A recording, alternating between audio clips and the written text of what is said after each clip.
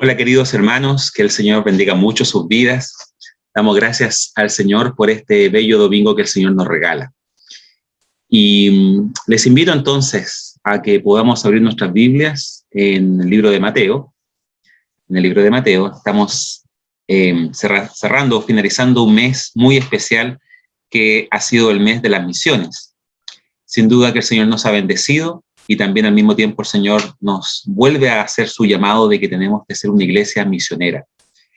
He ahí entonces el título de este sermón: como Iglesia Bautista Recoleta, y cada uno de nosotros como miembros de ella somos llamados a ser una iglesia misionera, una iglesia que cumple la misión que el Señor le ha dado. Así que hoy tenemos esta misión. Y entonces les animo a que podamos buscar dos textos. El primero se encuentra en Mateo capítulo 6, versos 19 al 21. Y la pregunta que nos hacemos aquí es: ¿qué persona eres tú? Dice la Biblia: no os hagáis tesoros en la tierra, donde la polilla y el orín corrompen, y donde ladrones minan y hurtan, sino haceos tesoros en el cielo, donde ni la polilla ni el orín corrompen, y donde ladrones no minan ni hurtan, porque donde esté vuestro corazón, ahí estará también vuestro tesoro. Estaba al revés, pero lo mismo. Hermanos queridos, conocemos la historia de un famoso joven que no hizo lo correcto, digamos así. Dice Mateo 19 lo siguiente: entonces vino uno y le dijo: maestro bueno, ¿qué haré para tener la vida eterna? Y él le dijo: ¿por qué me llamas bueno? Ninguno es bueno, sino uno, Dios. Mas, si quieres entrar en la vida, guarda los mandamientos. Le dijo: ¿cuáles? Y Jesús dijo: no matarás, no adulterarás, no hurtarás, no darás falso testimonio, honra a tu padre y a tu madre, y amarás a tu prójimo como a ti mismo. El joven le dijo: todo esto lo he guardado desde mi juventud, ¿qué más me falta? Jesús le dijo: si quieres ser perfecto, anda, vende todo lo que tienes y dalo a los pobres, y tendrás tesoro en el cielo, y ven y sígueme. Oyendo el joven esta palabra, se fue triste, porque tenía muchas posesiones. Entonces Jesús les dijo: de cierto les digo que difícilmente entrará un rico en el reino de los cielos. Otra vez dijo: es más fácil pasar un camello por el ojo de una aguja que entrar un rico en el reino de Dios. Sus discípulos, oyendo esto, se asombraron en gran manera, diciendo: ¿quién pues podrá ser salvo? Y mirándolo, Jesús les dijo: para los hombres esto es imposible. Es decir, nadie, ningún ser humano puede ser salvo. A eso apunta, no solamente los ricos, ojo con esto. Mas, para Dios todo es posible. Si no fuera por la obra de Dios que toca el corazón, ningún ser humano, incluidos los ricos, podrían tener salvación. Pero es clave las decisiones. Entonces aquí hay un ejemplo de un joven rico que no sigue a Jesús, que era quizás muy religioso, era muy obediente en muchos aspectos, era buena persona, pero las buenas personas no necesariamente van al cielo, sino que una buena persona, si no tiene a Dios, no es buena persona. Así que vemos entonces la vida de otro hombre, y de hecho también hablaremos bastante de otro personaje histórico de los años 1700 aproximadamente, que quizás nadie lo ha oído alguna vez, pero es el famoso conde Zinzendorf. Era una persona de una familia noble y rica, y vamos entonces a aprender mucho de este hombre, por supuesto que siempre desde la escritura, porque la escritura es inigualable.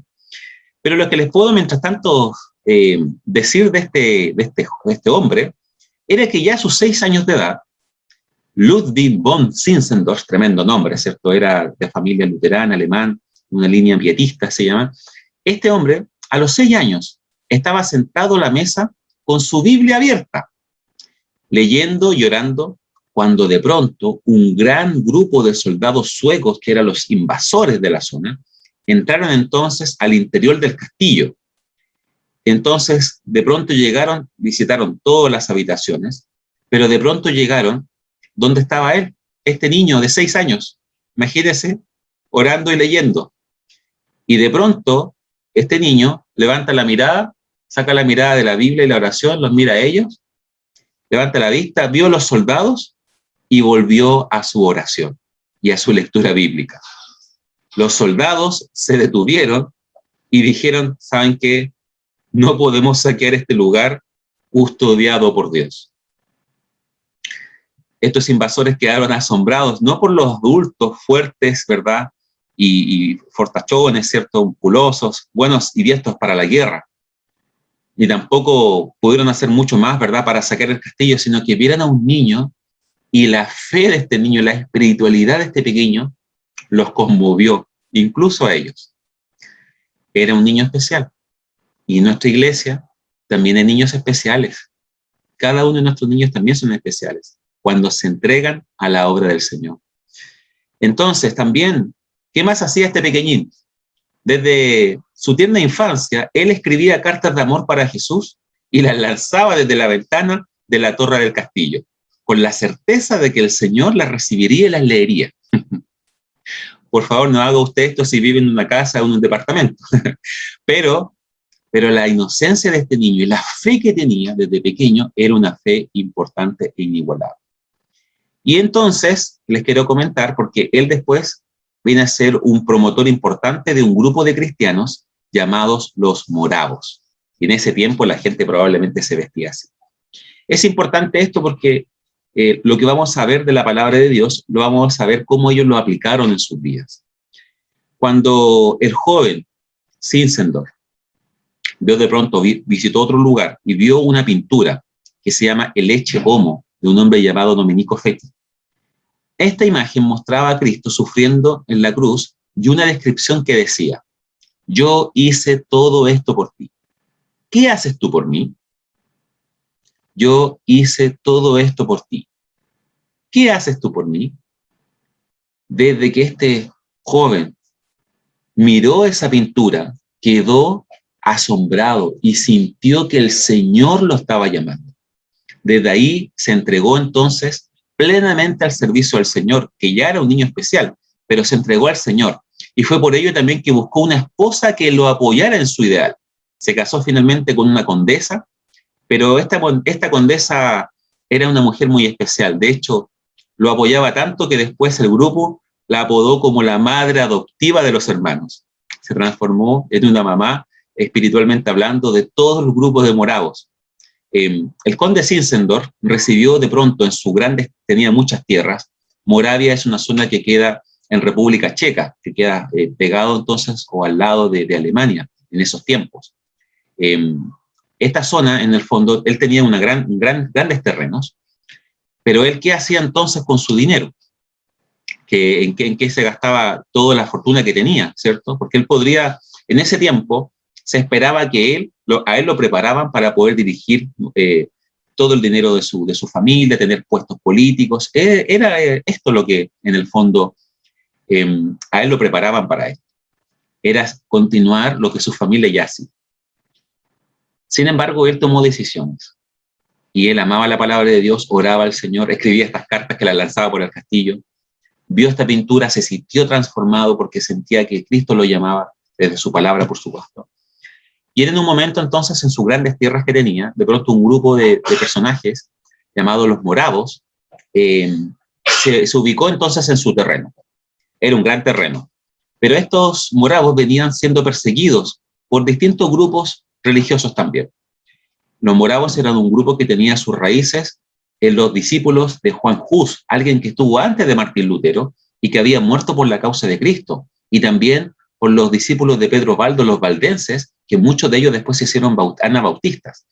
Eran varios grupos religiosos de la época, pero este grupo de moravos entonces tenía un fuerte amor por el Señor, por la palabra, por la oración, y se instaló en sus tierras por cuanto sabían que él era un hombre religioso. Él entonces los recibió y siempre les ayudó entonces a su espiritualidad. El conde fue Zinzendorf fue un hombre con una espiritualidad sobresaliente, y a los 17 años incluso había formado 7 grupos de oración. 7 grupos de oración, eran clubes de oración, y él formaba donde iba, 7 grupos de oración había formado.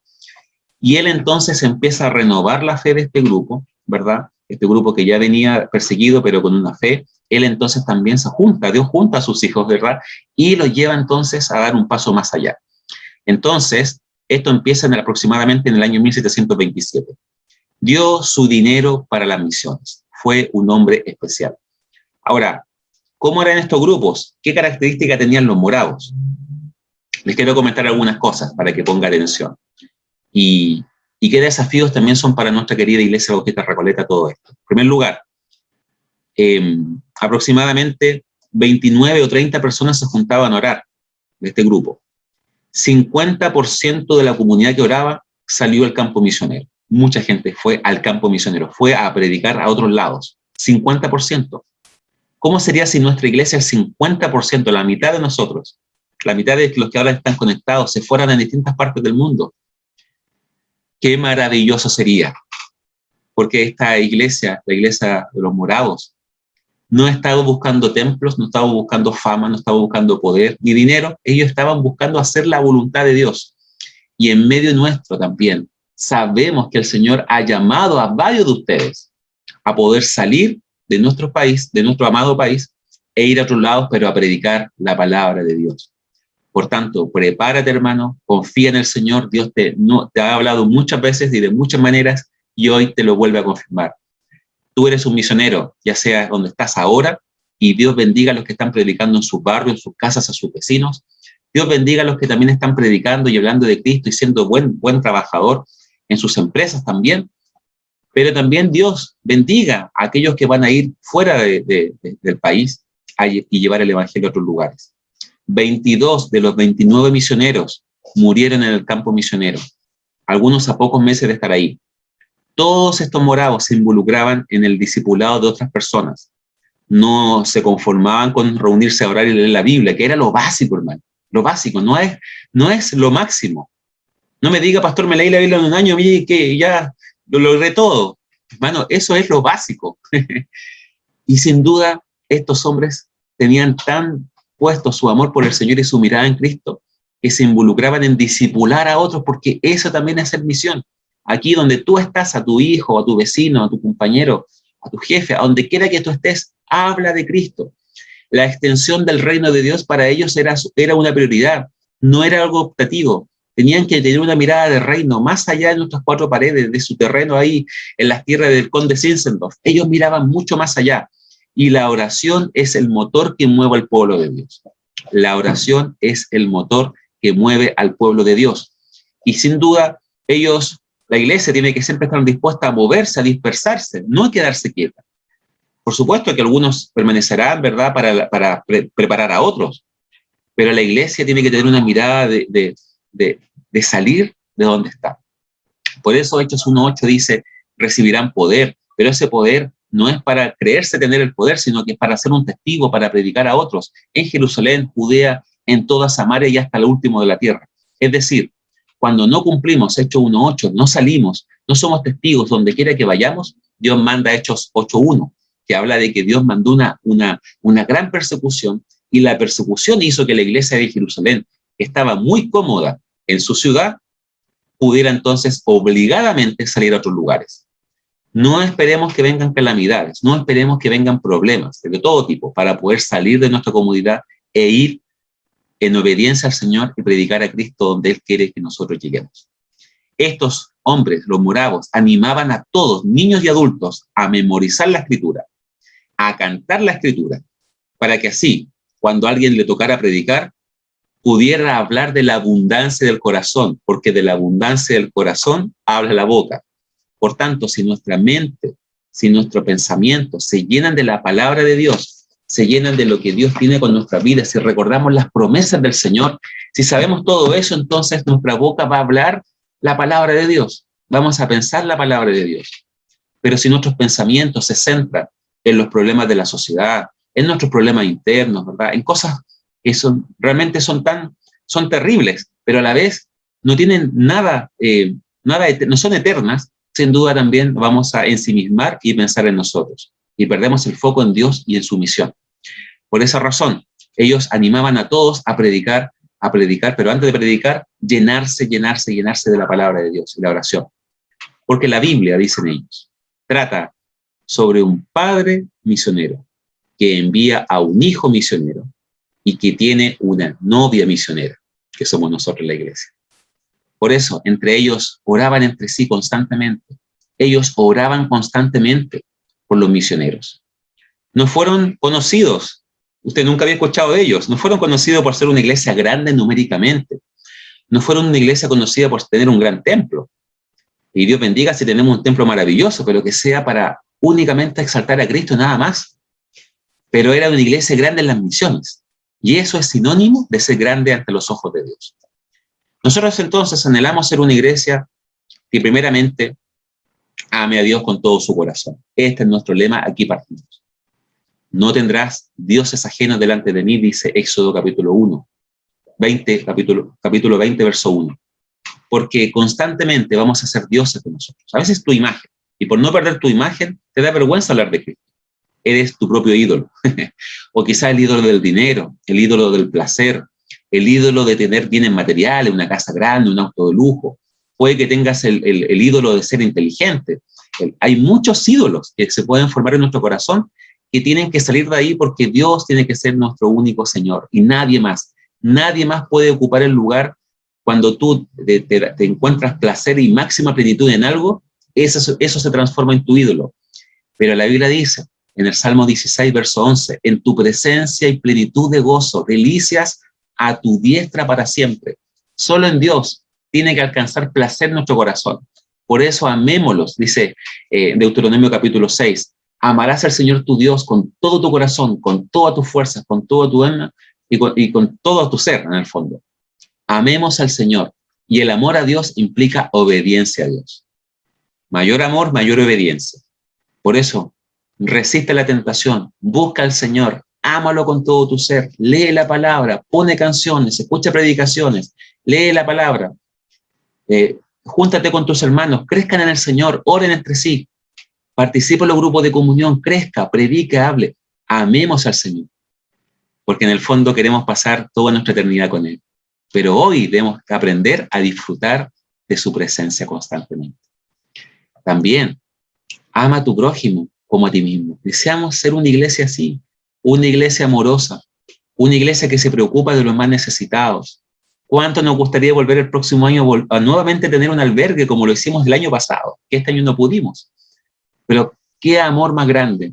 Ese tiempo cuando visitábamos las calles de allá, del Hospital San José, de la Posta Central, compartíamos con las personas más necesitadas o con los niños del sector, a amar al prójimo de todas formas, que amemos al Señor, pero también ese amor nos lleva a amar a las personas. Así que ame a su jefe, ame a su familia, ame a su profesor de matemáticas, ame a las personas, todos, sea quien sea de su grupo político o no sea de su grupo político, sea de su país o no sea de su país. Como hijos de Dios, estamos llamados a amar a nuestro prójimo como a sí mismo. Por eso, que Dios nos ayude a tener este corazón amoroso, un corazón que realmente ama a las personas. Por cuanto Cristo nos amó, siendo que Él, en nosotros no había nada amable, nada que Él pudiera amar en nosotros, pero Él nos ama, nos cuida. Y también, hermanos y hermanas, seamos una iglesia que transforme el mundo con el Evangelio. Y Jesús no transformó el mundo con dinero, con poder, con riquezas. No transformó el mundo, ¿verdad? Con un ejército, ni con economistas, ni con política, con la sencillez del Evangelio, con dar su vida por los demás, con una palabra de esperanza, una palabra de gozo y de ánimo. Hermanos queridos, los moravos entendieron tan bien esto, que había que amar a Dios, que había que amar al prójimo, que hay que transformar el mundo, que el 8 de octubre del año 1732, una nave holandesa que salió desde Copenhague, allá en Europa, se fue a las Antillas en el Mar Caribe. Imagínense qué lejos. No conocían la cultura, estos misioneros, los moravos, no conocían el país, fueron por primera vez, y a bordo estaba uno de los primeros misioneros, Juan Leonardo Dover, que era un alfarero. Mire qué sencillo, no era un conde Zinzendorf, ¿verdad?, preparado para la política, economía, no, eran gente sencilla, como usted y como yo. Juan Leonardo y David Nichman era un carpintero, gente sencilla, gente sencilla. Ambos habían aprendido la palabra con los moravos, tenían la disciplina de la palabra, la oración y el amor de Dios. y con la guía de Dios, del Espíritu Santo, fueron entonces a este lugar muy lejano, muy distinto a lo que estaban acostumbrados, y se dieron cuenta de que no podían estar con la gente hablándole de Cristo, porque estaban todos los esclavos trabajando constantemente y no permitían entonces los dueños de estas personas hablarles a ellos. ¿Qué hicieron ellos? Se convirtieron en esclavos. Dijeron, si la única forma que tengo para llegar a ellos es ser esclavo, me transformo en esclavo.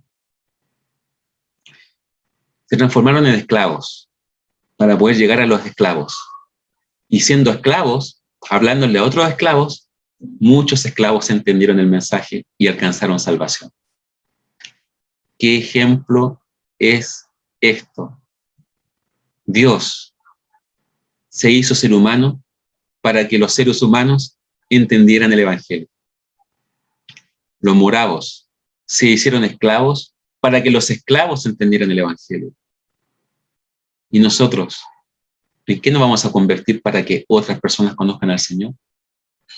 ¿Cuáles son nuestras herramientas, hermanos? Son las famosas y conocidas, hermanos, la oración. Hay poder del Señor por medio de esta maravillosa herramienta que es la oración. Primera Tesalonicenses 5:17, oren sin cesar. Deje un tiempo especial para orar al Señor durante el día, pero todo el día es una oración. Constantemente tú estás hablando con el Señor. Señor, ayúdame, Señor, guíame, abre puertas para que yo hable de ti. Oración, intercesión, la palabra de Dios. Hebreos 4:12, la palabra de Dios es viva y eficaz y más cortante que una espada con dos filos que penetra hasta los huesos, hasta los tuétanos y discierne los pensamientos y las intenciones del corazón. La palabra de Dios tiene ese poder, porque Dios está en su palabra. La fe no es por vista, dice el texto, es por fe. Y sin fe, Hebreos 11:6, sin fe es imposible agradar a Dios. Hermano, ¿usted quiere que Dios obre en su vida? Tenga fe, confíe en el Señor, pero ¿cómo va a tener fe si no pasa tiempo con la fuente de la fe, que es la palabra? Hermano, busque a Dios, lea la palabra, llénese de fe, confíe en el Señor. Y la Biblia dice que el gozo del Señor es nuestra fortaleza. ¿Usted alguna vez, de todos los misioneros que estuvieron esta semana, este mes de misiones, octubre, de todos estos misioneros, ¿usted vio alguno triste? ¿Usted vio alguno preocupado? Yo los vi a todos muy felices, muy contentos, porque ellos están haciendo lo que deben hacer. Están haciendo a lo que Dios los llamó. Y cuando tú estás haciendo lo que Dios te ha llamado a hacer, vas a estar con gozo y alegría. Puede que tengas un muy buen trabajo, puede que estés en una muy buena posición, pero tu corazón nunca va a sentir el gozo del Señor, por cuanto quizás tú sabes que no estás haciendo lo que debes hacer para el Señor. No puedes estar con gozo si no estás viviendo en obediencia al Señor. Por eso, el gozo del Señor es nuestra fortaleza. Ama al Señor, busca al Señor, porque Él tiene cosas maravillosas para tu vida. Y otra herramienta, no hay herramienta más maravillosa que el amor del Señor. El Señor también nos ha llamado a esto, a que si vamos a hablar de autos de Cristo, es con amor. El conde Zinzendorf pasó 33 años supervisando los misioneros en todo el mundo. Sus métodos eran sencillos, eran muy prácticos. Todos sus misioneros no eran gente preparada en seminarios, eran gente laica, eran gente normal, sencilla, alfareros, carpinteros, dueñas de casa. No eran grandes teólogos, sino eran expertos en evangelismo personal. Sabían hablarle a otros de Dios porque ellos estaban llenos de Dios. Como ellos se sostenían a sí mismos, ni siquiera la iglesia los sostenía. Ellos confiaban en el Señor que le iba a ayudar a producir por sí mismo. Se esperaba que ellos trabajaran con la gente que iban a hablarle del Señor y den testimonio directamente de ellos. Entonces, no por lo que ellos hablaban, sino que porque ellos vivían igual que los demás. Eran muy sencillos en sus métodos. Y la verdad es que estas son nuestras herramientas. Seamos una iglesia que ame a Dios, al prójimo y transforma el mundo, pero ocupemos las herramientas que Dios nos ha dado. No es con buenas palabras, no es con oratorio, no es con una buena imagen. Es con las herramientas que el Señor nos da. Sencillísimas, pero eficaces para destruir fortalezas. Así que dice 2 Corintios capítulo 10, verso 4. Las armas de nuestra milicia, de esta guerra, no son carnales, sino poderosas en Dios para la destrucción de fortalezas. Ocupemos estas herramientas poderosísimas para transformar corazones, para que podamos ver familias restauradas, matrimonios unidos, para que veamos hijos obedientes a sus padres, esos rebeldes, ¿verdad? Con causa o sin causa da lo mismo, pero que podamos ver niños, jóvenes de bien, jóvenes que sean de bendición, personas adultas también que sean de testimonio, para que veamos papás preocupados de sus hijos, mamás que realmente entregan amor a sus seres queridos y a su familia, para que veamos trabajadores que donde estén sean los mejores trabajadores, porque también así se evangeliza, que podamos ver una nación transformada y que podamos llegar a muchos lugares. ¿Cuánto anhelamos ser una iglesia? Ser una iglesia que llegue a todos los rincones del mundo. Queremos ir a cada zona, que desde Chile, desde nuestra pequeña franja de tierra, que es lo último de la tierra para nosotros, podamos llegar a los países de América, de África, de Oceanía, de Europa y de Asia. Hermanos, Dios a cada uno de nosotros nos llama a ser la iglesia misionera por excelencia. Dios tiene un plan con tu vida. Y recuerda, Dios tiene un plan con tu vida. Nunca lo olvides. Tienes que cumplir el propósito de Dios para tu vida. En cada país, en cada lugar, en cada zona, alguien está esperando, el Señor está preparando el camino, pero están esperando por ti. Tienes que ir, tienes que llegar a tu casa, con tus vecinos, con tu familia, o en el otro rincón del mundo, pero tienes que cumplir el plan de Dios para tu vida. Recuerda esta reflexión, esta frase de esta pintura que transformó la vida del conde. Yo hice todo esto por ti, dice Jesús. ¿Qué haces tú por mí?